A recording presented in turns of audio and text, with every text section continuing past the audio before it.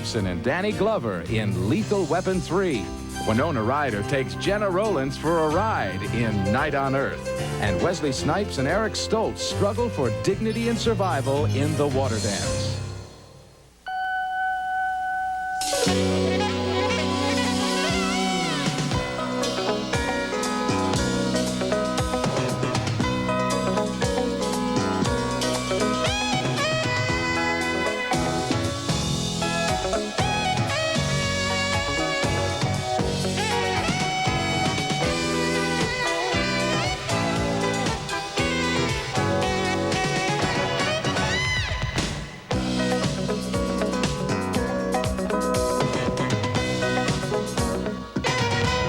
Man, what's the matter with you? There's a bomb in that building. No, there's a bomb in that building. There is none. There is a bomb in that building. Oh. You know how come I know there's a bomb in the building? Because I got 8 days to retirement, and I will not make a stupid mistake. Mel Gibson and Danny Glover are partners in crime fighting once again in Lethal Weapon 3, one of 5 new movies we'll be reviewing this week on Siskel and Ebert.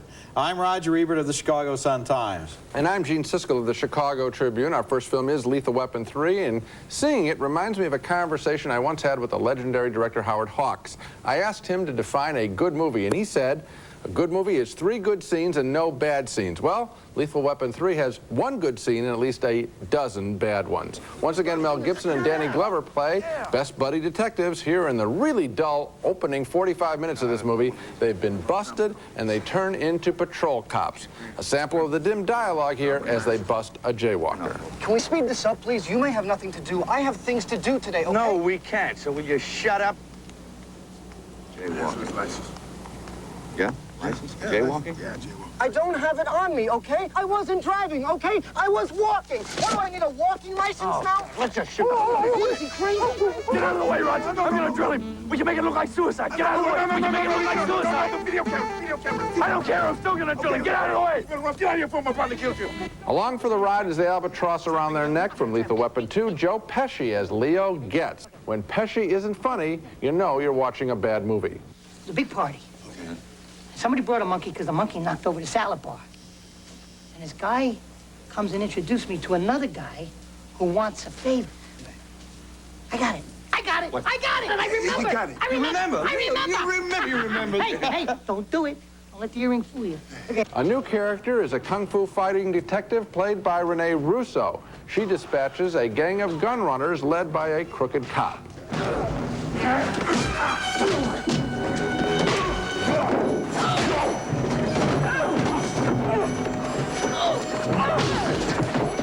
The only good scene in the movie is the romantic one between Mel Gibson and Renee Russo when they undress by comparing scars earned on the job. Pump action, 12 gauge. Yeah. Mm-hmm. Yeah, right down here. Oh, Went through. oh, that must have hurt. When? Not too close. Riggs, if you were that close, I'd be dead. I can beat it. I can beat it. Have a look at it. I'll take your word for it. No, really, you gotta see this. That's cute and it's fresh, but that's it. The villains in Lethal Weapon 3 couldn't be more bland. They are hardly any threat to these characters. There are too few scenes with Danny Glover's family, who are the only vibrant characters in the film, and every bantering scene between Glover and Gibson seems forced, as if these guys, these actors, knew that the third time around, their quarrelsome act was getting tired, and tired is a good word to describe Lethal Weapon 3, and what I mean by tired between them, Roger, is we know that they love each other, right? And anyone who watches this movie would know that. So why not write it that way? Why not try to redo the beginning of the picture? It is written that way, Gene. It is written that way. Their bantering is based on love. I think you're completely misreading it if you think it means anything else. I think this movie has 3 good scenes. I'll name the other 2. I love the armored car chase, and I love that scene at the end where they tear up the whole construction site with fire and bulldozers and everything else. Those are good scenes, and I also agree with you. The scene where the foreplay consists of looking at each other's gunshot scars is a very funny, very effective scene. I enjoyed this movie more than you did. Obviously. It's not up to the first 2, which set a very high standard, but it is an entertaining movie. Roger, the beginning of this movie, the stuff you named is all in the back half of the picture. weren't you absolutely bored by the You set of said this the movie? first 45 minutes. Yes. I think you meant to say the first 7 minutes. No, I'm saying the first... The bomb scene. No, exactly. And then, no. The bomb scene, the jaywalking is dull. They're busted to the beat for about 2 minutes of screen time, and then the chase scene starts with the armored cars. How about Take the a villains? stopwatch How to about it. the villains, Roger? Were they interesting? The villains were weak in this movie. Thank you. The villains were... What? Thank you what? Let me That tell you doesn't what. say anything. No, we've always said that in action pictures, that the strength of an action picture is defined by the strength of the villain. Because if you don't care what the problem is, We've that always they're said trying that to that's sometimes true. It's We haven't always true. said that it's always true. It's always true. Go on to the next film. Okay, our next film is a very peculiar and sort of quietly insinuating movie named The Favor, The Watch, and The Very Big Fish. And for some reason, I can see why, that title made me think of The Cook, The Thief, His Wife, and Her Lover. But the two movies couldn't possibly have less in common. This is a whimsical comedy set in Paris and starring Bob Hoskins as a weird little photographer who specializes in religious photography. One day, to help out a sick friend, he agrees to go on an acting assignment and is astonished to find out what kind of movie he's going to be dubbing.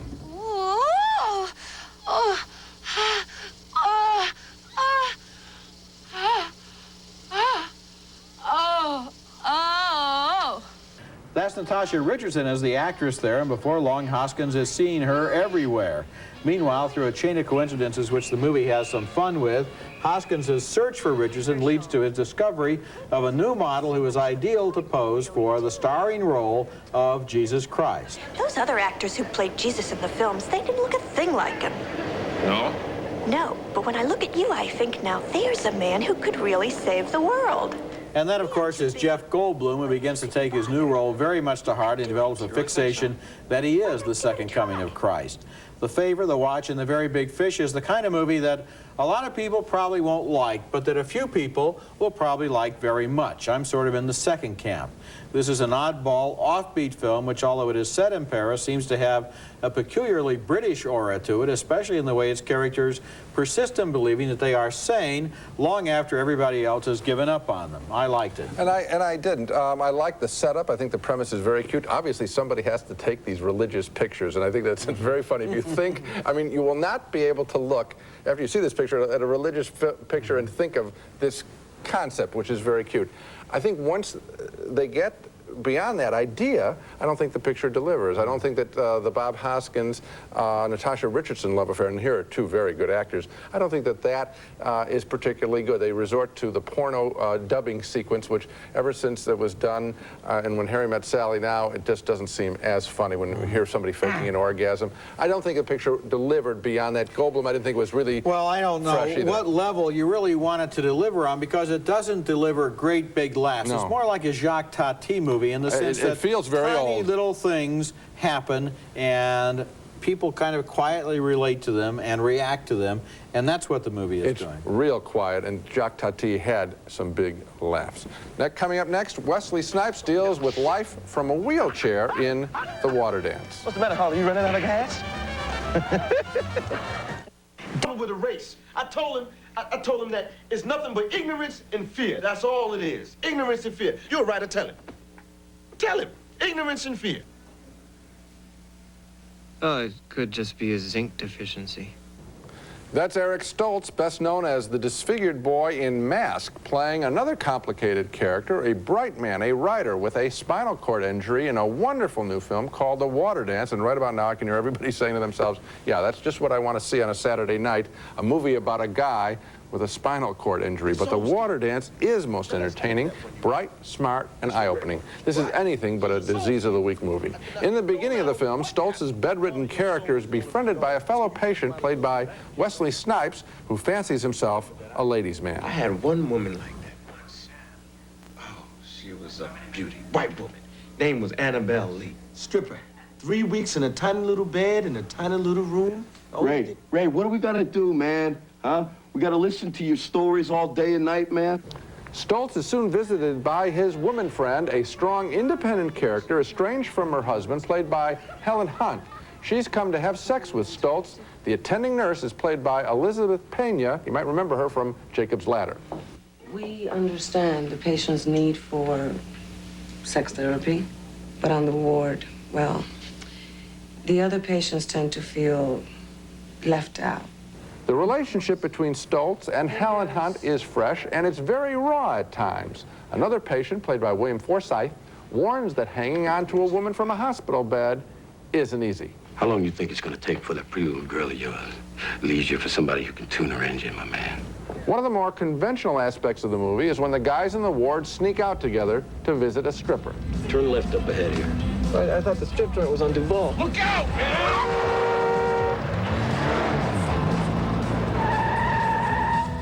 Boy, that guy sure came out of nowhere. Good thing we're already paralyzed.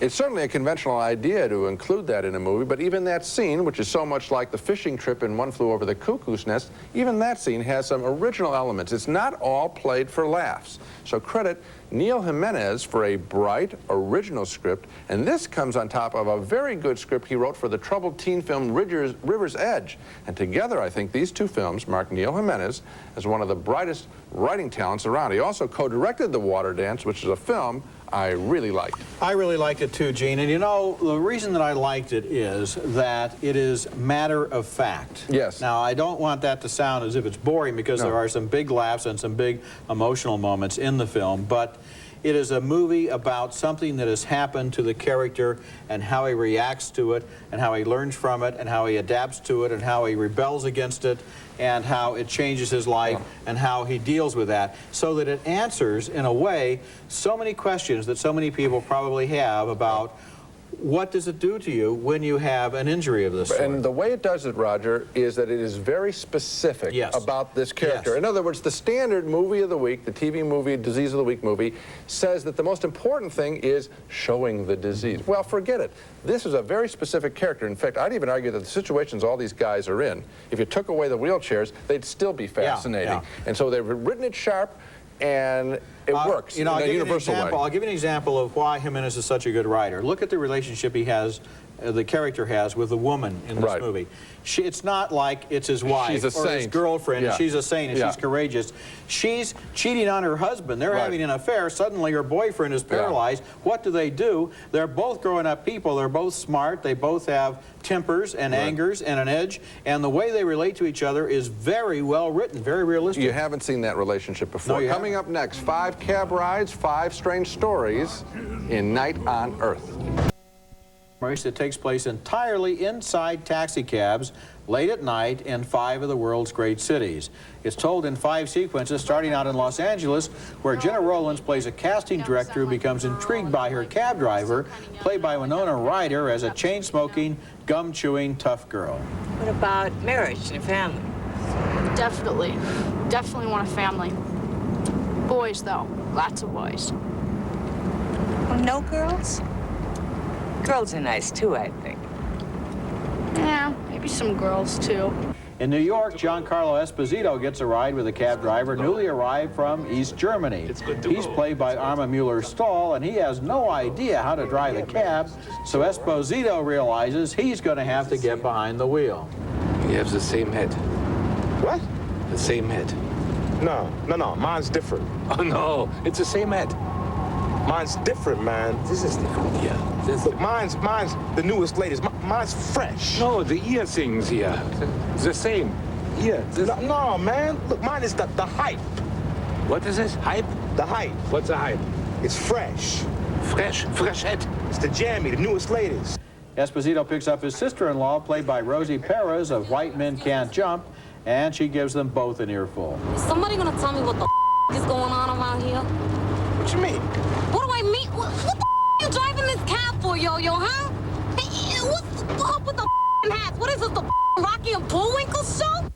And in the middle of the night, in the middle of Paris, a cab driver from the Ivory Coast talks with a strange, angry, blind woman. Ça doit pas être marrant d'être aveugle, hein? Écoute, pauvre con, je suis aveugle et alors je fais tout ce que tu fais toi, encore plein d'autres trucs que tu feras jamais. Je suis aveugle, c'est tout. Bon, par exemple, vous n'êtes pas capable de conduire. Ah, tu t'es pas vu conduire, hein? Night on Earth was directed by Jim Jarmusch, whose Mystery Train took place mostly at night in Memphis, Tennessee. And I think he believes the night is a time when people let down their reserves and say what's really on their minds. And I think he's right. This is an uneven movie. The Rome sequence with its kinky cab driver and a dying priest didn't really seem to work, but the cumulative effect of these stories is of warring humans striking an uneasy peace and sharing their true feelings in the middle of the night. Well, Roger, I like this guy's work, and I like the situations, and I like everything you said about the night. I don't think that the sequences as a group deliver, and I was a little bit surprised. Frankly, I think that potentially the most interesting one was the very first one, between Jenna Rollins and Winona Ryder, two wonderful actresses, and I could have seen that cab ride play out, and I was disappointed. I felt that the ones that did work a little bit, when they got going, they were cut off very short. I think that one and maybe the last one in Helsinki had some potential for being big stories. The rest of the stuff, Rosie Perez, for example, seeing Rosie Perez do her thing again, which we saw in Do the Right Thing and White Men Can Jump, and she is a wonderful actress. But I'm telling you, the third time... so quick. We're so yes, quick. We're quick. You know, like 2 years ago, we never heard of Rosie Perez. A week ago, we were thrilled, and now we're tired she's doing her thing again. Come on, Gene, give her a break. No, I'm going to give her a break because in the other films, she had more scenes, so she just didn't come out and spout her foul mouth Well, but thing. that's because it's the structure of this Exactly. film. What I do agree with you, though, is that a couple of these would have been good starts for feature-length films, and I think that one would have been, too, the one that takes place in New York. I think they should have invited the East German in, and then we could see how he related to their family life. Would have been more interesting. Coming up next, an overworked stockbroker finds love at the Metropolitan Museum and all the Vermeers in New York. You love it up here, don't you? Just released on video. 101 Dalmatians. A sound It's classic Disney fun and adventure. Oh, marvelous. That your kids will love. My favorite character was Darling. Morale the Bill. I want the job done tonight. If she doesn't get you... That's the funniest part. Give your kids the fun of 101 Dalmatians on video cassette. On sale now. She was summer. A breeze off the ocean. A day at the beach. A ray of pure sunshine. But I had to dump her. She didn't have HBO, because this summer HBO has a lineup so hot, so outrageous, so over the edge, it transcends mere human companionship. Sounds crazy? Get HBO this summer and see for yourself. Our next film is an attempt to achieve something poetic and elliptical on film. It's called All the Vermeers in New York, referring to the great 17th century Dutch artist known for his poetic and elliptical portraits, of which less than 3 dozen survive. Set in the world of these paintings is the story of a New York stockbroker and a mysterious young woman. Stephen Lack plays the broker. What do you mean you have a headache? I just saved your ass. You could have been hanging out with your schwanz in the wind if it wasn't for me. Hey, don't tell me it didn't die. So it looks like it's alive. I'm telling you it's dead. There's no floor to it. If it bounced off the walls on the way down. Visiting New York's Metropolitan Museum, the broker happens upon a young woman who fascinates him as much as the Vermeer paintings they're both looking at. It's amazing, isn't it? As their relationship develops, the stockbroker confesses his dissatisfaction with his job. I'm just sitting there in the office watching numbers change, and I'm supposed to make money on knowing where the numbers are going to go next time. It's enough. I have had it. And if it wasn't for those girls, those paintings being as eternal as they suggest themselves to be, I would have been gone. What's this film all about? Obviously, there is an artistic need in human beings that needs to be fulfilled, and I think that's the source of the vitality in this film. So often we see American movies where the characters need to solve an external threat, punish a bad guy, or satisfy some kind of physical goal, drive fast. Well, here, independent filmmaker John Jost gives us a character who needs some mystery and some ephemeral beauty in his life, and that's a different kind of a chase story, one that I enjoyed watching in All the Vermeers in New York. Yeah, especially since he projects almost all the qualities on this woman that he wants to find there, and she doesn't necessarily have anything that he thinks she has, including, incidentally, a resemblance to any of the Vermeer paintings, even though he tells her she looks just like one of his paintings. But the drive inside him is very real, and you know what I'm talking about, a different kind of chase story. He wants to find somewhere in this barren life that he leads some kind of beauty or some kind of idealized perfection, and he decides this girl, this woman, this is it, and turns out she's not. It's a fresh film. Coming up next, our video pick of the week, another good film featuring Eric Stoltz from The Water Dance.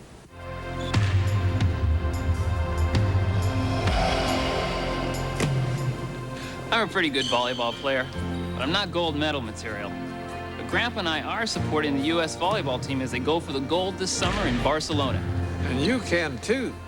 For every Orville Redenbacher's purchase you make, we'll make a donation to this year's team. It takes a lot of dedication to be the best. I learned that from my grandpa. As he always says, do one thing and do it better than anyone. She was summer. A breeze off the ocean. A day at the beach. A ray of pure sunshine. But I had to dump her. She didn't have HBO, because this summer HBO has a lineup so hot, so outrageous, so over the edge, it transcends mere human companionship. Sounds crazy? Get HBO this summer and see for yourself. I saved $850 on my new 4x4. My Previa is one of the safest family vans.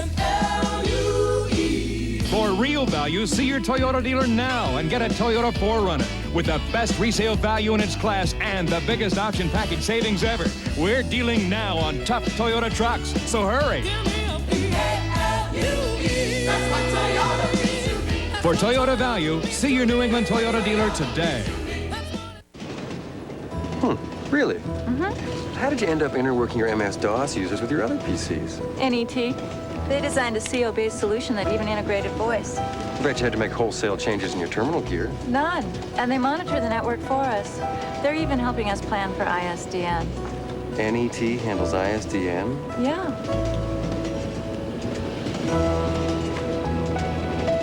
We're the one for you, New England. New England Telephone, part of the 9X family. Now it's time for the video pick of the week, and I'd like to recommend another good film starring Eric Stoltz, who was so effective in The Water Dance. The name of the movie is Mask, directed by Peter Bogdanovich in 1985, and starring a younger Stoltz as the disfigured son of a rebellious biker mom, played by Cher. She may not be a conventional parent, but she does treasure her son's unique and courageous personality. You know, it takes time for people to get to like each other. I don't know why you think it should be different for you. But I am different, Mom. Yeah, you're more beautiful on the inside than most people. Anybody can't see that? Girl. Right. Spoken like the true son of a red-headed woman. Eric Stoltz has a quiet power as an actor that sometimes has more force than other actors generate by letting out all the emotional stops. In Mask and in The Water Dance, he is able to bring strength and dignity to his embattled characters. They're both very good movies. Now let's take another look at the movies we reviewed this week. We had a split decision on Lethal Weapon 3. Gene thought it had only one good scene. I liked it, but not as much as the first films. Another split decision on The Favor, The Watch, and The Very Big Fish.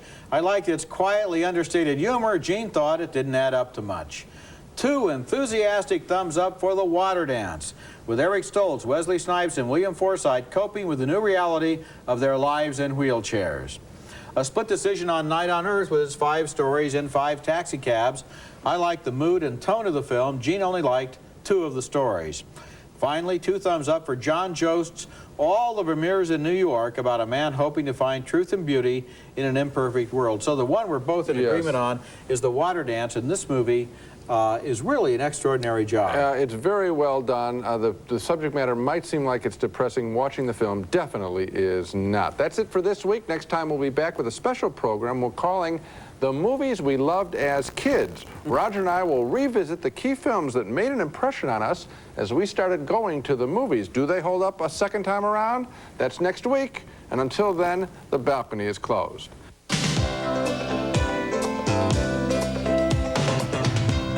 Rice-A-Roni. Any day of the week, the flavor can't be beat. Rice-A-Roni, the San Francisco treat. No-nonsense pantyhose, as beautifully put together as the women who wear them. No nonsense. Shower yourself with a new sensation, new refreshing shield. Experience its unique skin-vigorating formula and feel the blast of pure refreshment. Sally Beauty Supply. More than 4,000 nail and hair care items for any kind of nails or any kind of hair. Sally, salon quality, popular price.